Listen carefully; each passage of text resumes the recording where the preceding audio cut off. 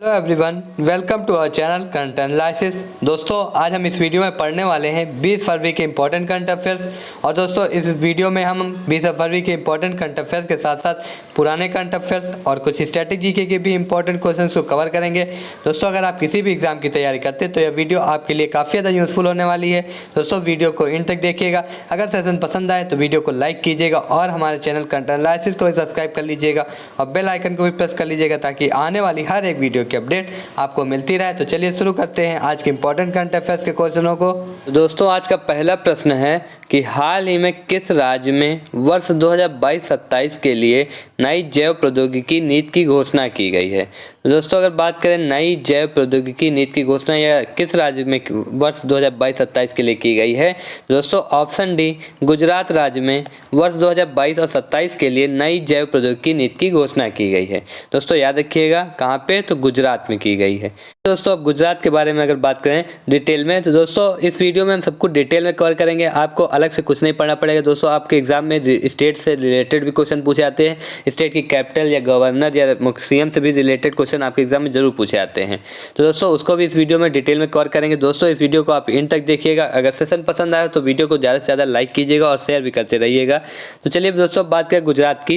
दोस्तों, गुजरात की कैपिटल क्या हो जाती है? गांधीनगर। याद रखिएगा, गुजरात की कैपिटल गांधीनगर है। और प्रेजेंट टाइम में गवर्नर कौन है या राज्यपाल कौन है गुजरात के? तो दोस्तों आचार्य देवव्रत जी राज्यपाल हो जाते हैं गुजरात के। अगर मुख्यमंत्री की बात करें गुजरात के, तो भूपेन्द्र भाई पटेल ये गुजरात के मुख्यमंत्री हो जाते हैं। और दोस्तों इससे पॉइंट से रिलेटेड एक और क्वेश्चन आपके एग्जाम में पूछा गया है कि ये किस मुख्यमंत्री, गुजरात के किस मुख्यमंत्री के इस्तीफा देने के बाद भूपेन्द्र भाई पटेल जी को मुख्यमंत्री बनाया गया था?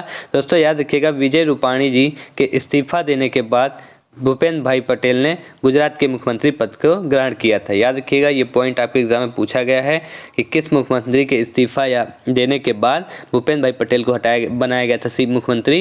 दोस्तों विजय रूपाणी जी के इस्तीफा देने के बाद। याद रखिएगा। अगर दोस्तों बात करें गुजरात में विधानसभा की सीटों के बारे में, दोस्तों 182 सीटें हो जाती विधानसभा की और 26 लोकसभा की और 11 राज्यसभा की सीटें हो जाती हैं। अगर दोस्तों बात करें और भी इसमें इंपॉर्टेंट पॉइंट्स की, तो दोस्तों ये सभी पॉइंट्स काफ़ी ज़्यादा इंपॉर्टेंट हो जाते हैं। अगर दोस्तों बात करें भारत का पहला विश्व धरोहर शहर, तो दोस्तों अहमदाबाद हो जाता है। याद रखिएगा, अगर आपसे एग्जाम में पूछता है कि भारत का पहला विश्व धरोहर शहर कौन सा है, दोस्तों अहमदाबाद। और दोस्तों अभी भारत का 40वां यूनेस्को विश्व विरासत स्थल भी जोड़ा गया है। याद रखिएगा, जो कि धोलावीरा हो जाता है, ये कि गुजरात में है। याद रखिएगा, अगर आपसे एग्जाम में पूछा कि भारत का 40वां यूनेस्को विश्व विरासत स्थल कौन सा है, दोस्तों धोलावीरा हो जाता है, जिसे हाल ही में जोड़ा गया है यूनेस्को के द्वारा। और दोस्तों ये 40वां हो जाता है, तो आपसे 39वां भी पूछ सकता है कौन सा था विश्व विरासत स्थल। दोस्तों वो भी याद रखिएगा, 39वां रमप्पा मंदिर जो कि तेलंगाना में है। याद रखिएगा, रमप्पा मंदिर जो कि कहाँ पे हो जाता है? तेलंगाना में। याद रखिएगा, 39वां रमप्पा मंदिर हो जाता है जो कि तेलंगाना में। और 40वां यूनेस्को विश्व विरासत स्थल कौन सा है? तो धोलावीरा। याद रखिएगा, काफ़ी ज़्यादा इंपॉर्टेंट पॉइंट्स हो जाते हैं। अगर दोस्तों अब बात करें राजकीय पशु गुजरात के या राजकीय पक्षी, गीत और फूल की पेड़ की, दोस्तों गुजरात का राजकीय पशु एशियाटिक लायन हो जाता है। याद रखिएगा, गुजरात का राजकीय पशु अगर आपसे एग्जाम में पूछता है तो दोस्तों कौन सा है? तो एशियाटिक लायन, ये गुजरात का राजकीय पशु हो जाता है। अगर राजकीय पक्षी की बात करें तो ग्रेट फ्लेमिंगो ये राजकीय पक्षी हो जाता है दोस्तों गुजरात का।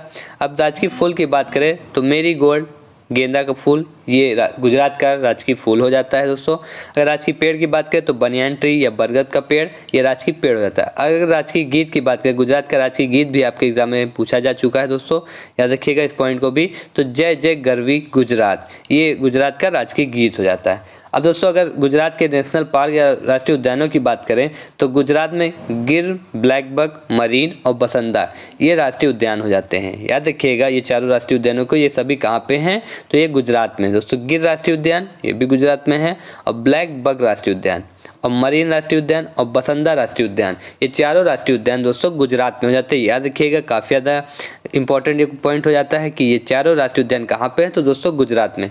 अगर दोस्तों बात करें फोक डांस की गुजरात के, दोस्तों गरबा, टिप्पानी, भवाई, डांडिया रास और भवाई और टिप्पानी गरबा ये चारों फोक डांस गुजरात के हो जाते हैं दोस्तों।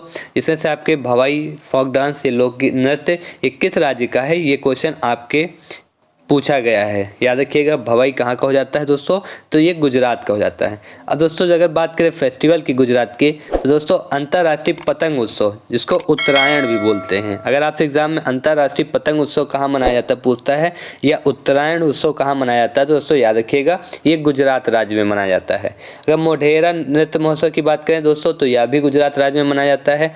और रण कच्छ महोत्सव दोस्तों, रण कच्छ महोत्सव यह भी गुजरात में मनाया जाता है, याद रखिएगा। और कांवंत मेला दोस्तों यह भी गुजरात में मनाया जाता है। अगर दोस्तों अब कुछ और भी इंपॉर्टेंट पॉइंट्स को बात करें दोस्तों, गो ग्रीन योजना की शुरुआत अगर आपसे पूछता है कहाँ पे की गई, दोस्तों याद रखिएगा गो ग्रीन योजना की शुरुआत हाल ही में गुजरात राज्य में की गई है। और दोस्तों हाल ही में गुजरात राज्य के द्वारा ड्रैगन फ्रूट, जो कि इंग्लिश नाम हो जाता था और ये चाइनीज़ नाम भी हो जाता था, तो इसका नाम बदल के कमलम कर दिया गया है। याद रखिएगा गुजरात सरकार के द्वारा ड्रैगन फ्रूट का नाम बदल के कमलम कर दिया गया। याद रखिएगा इस पॉइंट को, ये काफ़ी ज़्यादा इंपॉर्टेंट ये भी पॉइंट हो जाता है कि कमलम किस फल का नाम बदल के किया गया है, तो दोस्तों कमलम ड्रैगन फ्रूट का नाम बदल के क्या किया गया है, कमलम। दोस्तों बात करें देश का पहला इलेक्ट्रिक व्हीकल ओनली शहर कौन सा बन गया है, ये याद रखिएगा स्ट्रेटजी जीके का भी क्वेश्चन हो जाता है दोस्तों कि देश का पहला इलेक्ट्रिक व्हीकल ओनली शहर कौन सा है, तो दोस्तों गुजरात के केवड़िया बन गया है। दोस्तों केवड़िया जो कि गुजरात राज्य का शहर है, जो कि देश का पहला इलेक्ट्रिक व्हीकल ओनली शहर बन गया, याद रखिएगा। और दोस्तों गांधीनगर 12वीं डिफेंस एक्सपो 2022 की मेज़बानी भी गुजरात करेगा। इसकी हाल ही में मेज़बानी करने वाला है कौन दोस्तों, तो गुजरात। इसकी डेट दोस्तों बढ़ा दी गई है 12वीं डिफेंस एक्सपो 2022 की, याद रखिएगा। और मेज़बानी कौन करेगा, तो दोस्तों गांधीनगर, याद रखिएगा। चलिए देखते हैं अब नेक्स्ट क्वेश्चन। दोस्तों नेक्स्ट क्वेश्चन है कि 2022 में G20 की अध्यक्षता कौन सा देश करेगा। अगर दोस्तों बात करें G20 की अध्यक्षता कौन सा देश करेगा, तो दोस्तों G20 2022 की अध्यक्षता भारत पहले करने वाला था, फिर उसके बाद भारत ने इसकी बढ़ा दिया है, वो इस वर्ष ना करके 2023 में करेगा। तो दोस्तों ये भी इंपॉर्टेंट हो जाता है, ये क्वेश्चन काफ़ी ज़्यादा इंपॉर्टेंट हो जाता है, इसको मार्क कर लीजिए, क्योंकि G20 2022 की अध्यक्षता पहले भारत करने वाला था, फिर उसने मना करके उसने अध्यक्षता को अपनी 2023 में करेगा। तो दोस्तों भारत कब करेगा G20 की अध्यक्षता, याद रखिएगा 2023 में। ये काफ़ी ज़्यादा इंपॉर्टेंट हो जाता है और ये क्वेश्चन भी इंपॉर्टेंट, ये पूरा अगर पूछता है 2022 में कौन करेगा, डायरेक्टली पूछ लेता है या किस, तो दोस्तों ये कौन करेगा, इंडोनेशिया। याद रखिएगा दोस्तों 2022 में G20 की अध्यक्षता इंडोनेशिया करेगा। और दोस्तों 2021 की अगर आपसे बात करें किसने की थी G20 की अध्यक्षता, तो दोस्तों 2021 में इटली ने की थी, याद रखिएगा 2021 में इटली ने किया था G20 की अध्यक्षता। और 2022 में कौन करेगा, तो दोस्तों इंडोनेशिया। और 2023 में दोस्तों भारत करेगा। अब दोस्तों इसमें और काफ़ी ज़्यादा इंपॉर्टेंट ये क्वेश्चन हो जाता है, तो इससे रिलेटेड अगर दोस्तों आपसे थीम पूछता है कि 2022 G20 की थीम क्या थी, तो दोस्तों इसकी थीम थी recover together recover stronger, recover together recover stronger. ये दोस्तों थीम याद रखिएगा, ये G20 2022 की थीम है। अब दोस्तों जानते हैं G20 के बारे में। अगर दोस्तों बात करें G20 के गठन की, G20 अगर दोस्तों बात करें G20 के गठन की कब हुआ या कैसे हुआ, तो दोस्तों पहले G7 ग्रुप 7 का गठन हुआ था, याद रखिएगा।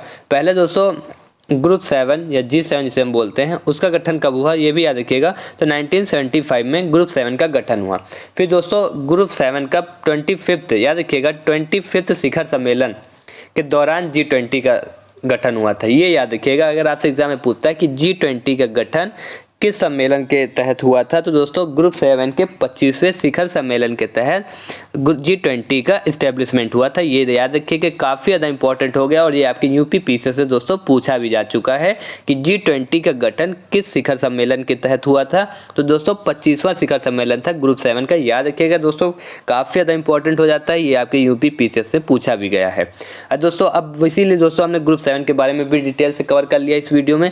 दोस्तों बात करें ग्रुप 7 का 25वां शिखर सम्मेलन कब हुआ था, यही आपसे अगर क्वेश्चन पूछ लेता है दोस्तों, तो ये ग्रुप 7 का 25वां शिखर सम्मेलन दोस्तों 1999 में हुआ था। और कहाँ पे, बर्लिन जर्मनी में। बर्लिन जर्मनी की कैपिटल हो जाती है।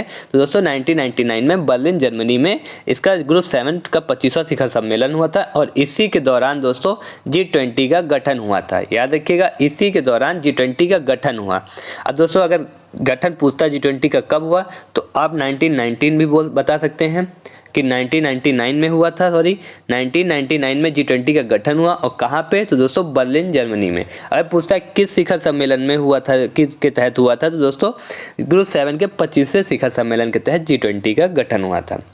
दोस्तों अब अगर G20 का गठन तो 1999 में हो गया था और इसमें इसकी अध्यक्षता करते चलती रहती थी, लेकिन इसका पहला शिखर सम्मेलन कब हुआ ये भी पॉइंट इंपॉर्टेंट हो जाता है कि इसका पहला शिखर सम्मेलन 1999 में इसका गठन हो गया था, लेकिन इसकी पहली शिखर सम्मेलन कब हुई दोस्तों G20 की, तो याद रखिएगा 2008 में G20 का पहला शिखर सम्मेलन हुआ। और कहाँ पे हुआ दोस्तों? वाशिंगटन डीसी में हुआ था, याद रखिएगा वाशिंगटन डीसी में।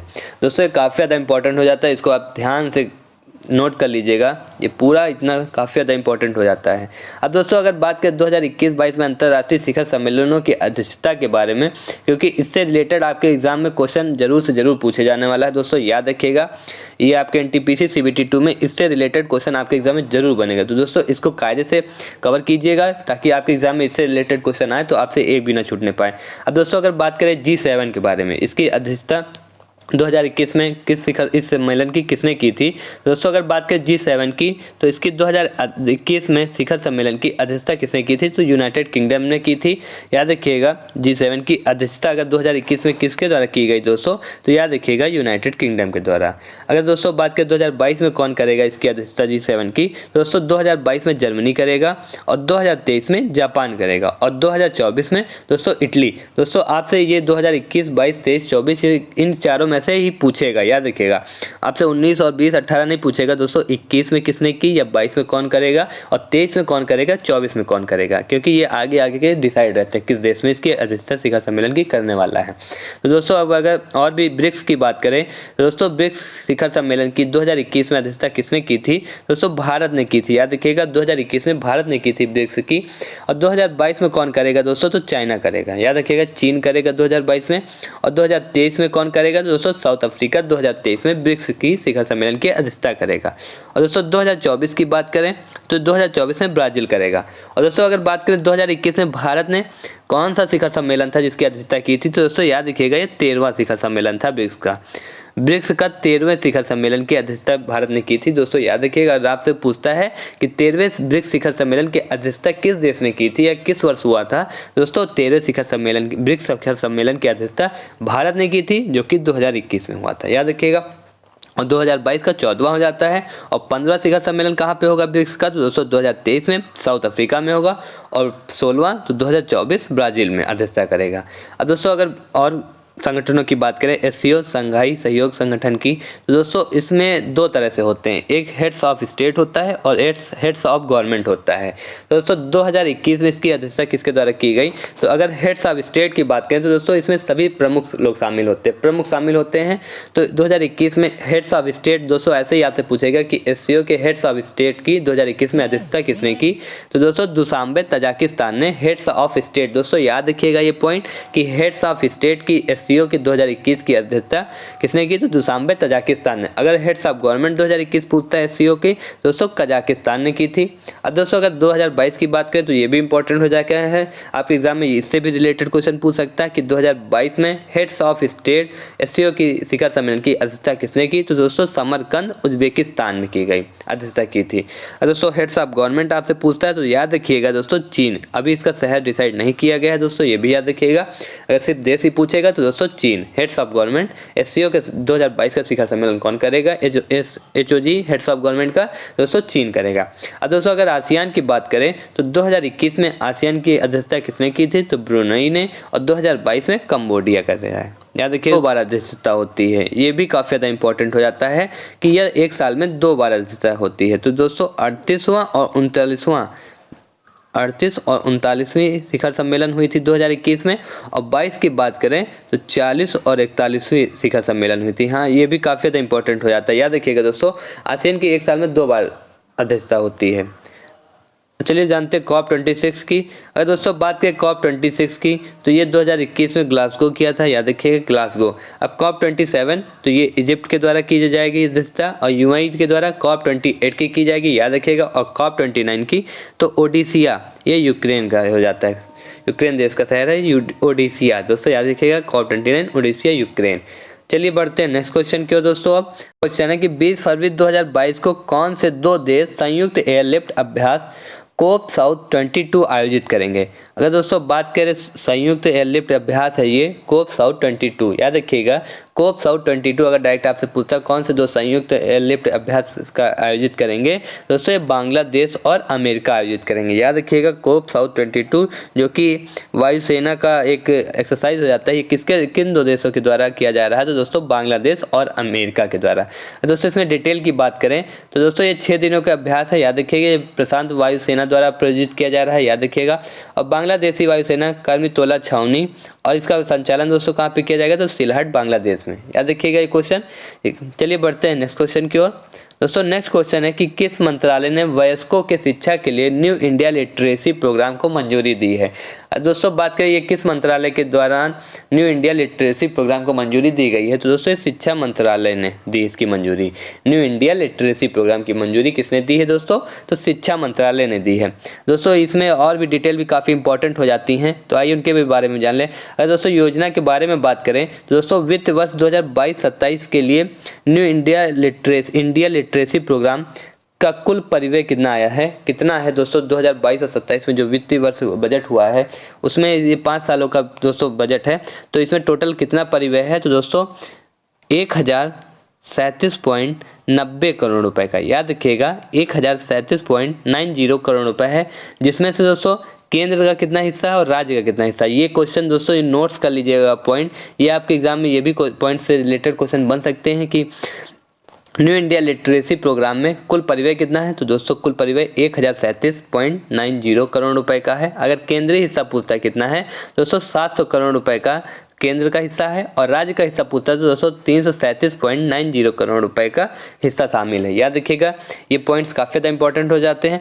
और दोस्तों इसमें यह योजना देश के सभी राज्यों और केंद्र शासित प्रदेशों में 15 वर्ष या उससे अधिक आयु के गैर साक्षर लोगों को कवर करेगी। याद रखिएगा ये जो योजना हो जाती है ये सभी राज्यों और केंद्र शासित प्रदेशों के 15 वर्ष से या उससे अधिक आयु के जो गैर साक्षर लोग हैं उनको कवर करेगी। अगर दोस्तों सर 15 वर्ष या उससे अधिक आयु वर्ग के निरक्षरों की कुल संख्या कितनी है, ये भी आपसे क्वेश्चन पूछ सकता है कि 2011 की जनगणना के अनुसार है दोस्तों ये, तो कुल निरक्षरों की संख्या कितनी है दोस्तों 25.76 करोड़ हो जाती है टोटल संख्या। अगर दोस्तों बात करें पुरुष कितने हो जाते हैं इसमें तो 9.08 करोड़ हो जाते हैं और महिलाओं की बात करें तो दोस्तों 16.68 करोड़। याद रखिएगा ये डाटा काफ़ी ज़्यादा इंपॉर्टेंट हो जाता है, ये दोस्तों 2011 की जनगणना के अनुसार डाटा है। तो चलिए देखते हैं नेक्स्ट क्वेश्चन। नेक्स्ट क्वेश्चन कि डार्कथॉन 2022 का आयोजन किसके द्वारा किया गया। अगर दोस्तों डार्कथॉन 2022 की बात करें तो दोस्तों इसका आयोजन एनसीबी के द्वारा किया गया है। याद रखिएगा डार्कथॉन 2022 का आयोजन एनसीबी के द्वारा किया गया। अब दोस्तों एनसीबी की बात करें तो नारकोटिक्स कंट्रोल ब्यूरो, एनसीबी का फुल फॉर्म हो जाता है नारकोटिक्स कंट्रोल ब्यूरो। याद रखिएगा एनसीबी का फुल फॉर्म। इसकी इस्टेब्लिशमेंट की बात करें तो एनसीबी की इस्टेब्लिशमेंट दोस्तों 1986 में हुई थी। अगर हेडक्वार्टर इसका नई दिल्ली में हो जाता है और प्रेजेंट टाइम में इसके डायरेक्टर जनरल या महानिदेशक कौन हो जाते हैं तो सत्यनारायण प्रधान जी एनसीबी के डायरेक्टर जनरल हैं। याद रखिएगा। चलिए देखते हैं नेक्स्ट क्वेश्चन।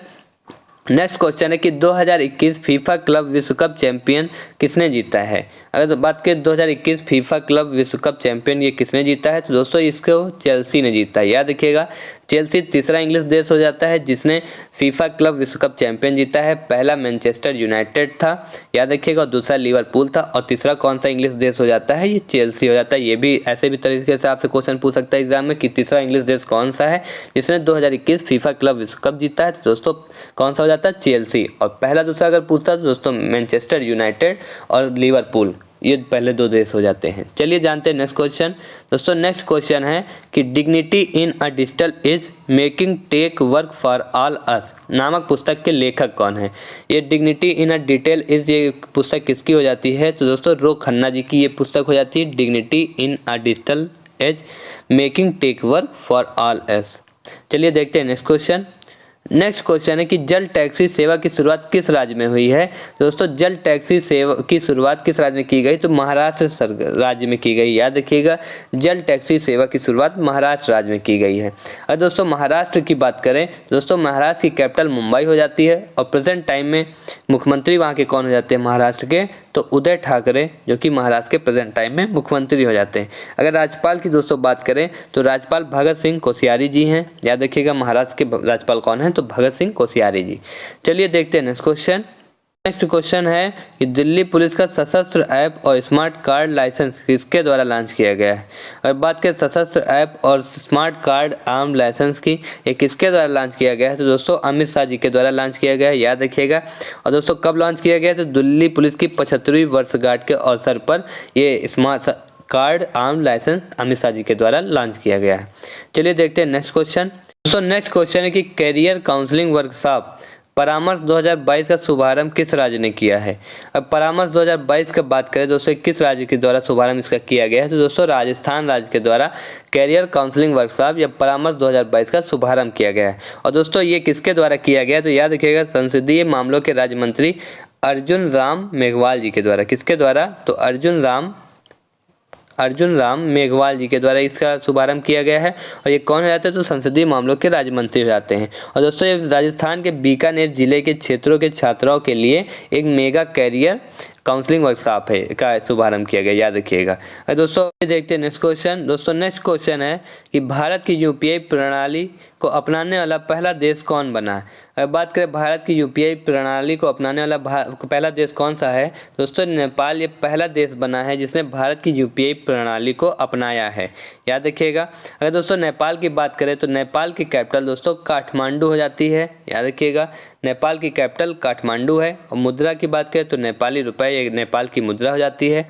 और नेपाल के राष्ट्रपति कौन है प्रेजेंट टाइम में, तो विद्या देवी भंडारी जी ये राष्ट्रपति हो जाती हैं नेपाल की। और नेपाल के प्रधानमंत्री की बात करें तो शेर बहादुर देउबा ये नेपाल के प्रधानमंत्री हैं। चलिए बढ़ते हैं नेक्स्ट क्वेश्चन की ओर। नेक्स्ट क्वेश्चन है कि विश्व सामाजिक न्याय दिवस कब मनाया जाता है। अगर बात करें विश्व सामाजिक न्याय दिवस की तो यह 20 फरवरी को मनाया जाता है, याद रखिएगा 20 फरवरी को विश्व सामाजिक न्याय दिवस मनाया जाता है।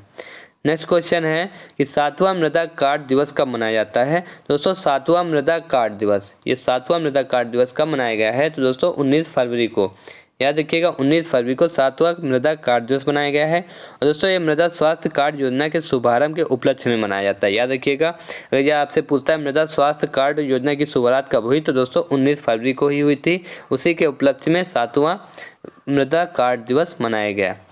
चलिए देखते हैं नेक्स्ट क्वेश्चन। दोस्तों नेक्स्ट क्वेश्चन है कि आर्थिक विकास संस्थान के नए निदेशक कौन बने हैं। अगर बात करें आर्थिक विकास संस्थान के नए निदेशक कौन बने हैं ये, तो दोस्तों ऑप्शन डी चेतन घाटे जी, इन्हें आर्थिक विकास संस्थान के नए निदेशक बनाया गया है। और दोस्तों इस क्वेश्चन की और डिटेल में बात करें और चेतन घाटे जी के बारे में बात करें तो दोस्तों चेतन घाटे जी भारतीय रिजर्व बैंक की पहली मौद्रिक नीति समिति के सदस्य थे, याद रखिएगा। और इन्हें सर्वश्रेष्ठ शोध अर्थशास्त्री के लिए दोस्तों 2014 के महान लोविस मेमोरियल के स्वर्ण पदक दिया गया था। और दोस्तों ये वर्तमान में स्वनासी विश्वविद्यालय जो कि वेल्स यूके में है, इसके माइक्रो इकोनॉमिक्स और माइक्रो फाइनेंस में अनुसंधान केंद्र के एक बाहरी सहयोगी भी हैं।